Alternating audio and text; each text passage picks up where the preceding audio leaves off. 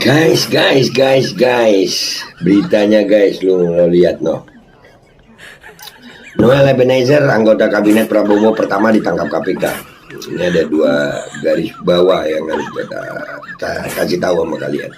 Noel Ebenezer, nah, itu garis bawah pertama. Dia adalah pendukung Jokowi luar biasa. Bisa disebut pendukung Jokowi garis keras. Kalau kita menggunakan istilah, biasanya di netizen menggunakan istilah termul garis keras. Dan ada kalimat kabinet Prabowo. Ini Prabowo dan Jokowi itu kelihatannya akrab-akrab aja. Dan masih banyak orang-orang Jokowi yang dipakai sama Prabowo. Dengan kejadian ditangkapnya Noel oleh KPK, apakah ini menunjukkan bahwasannya Prabowo udah mulai bersih-bersih nih dari orang-orang Jokowi? Termul mulai panas ya. Bisa jadi begitu ya. Mulai panas dingin termul.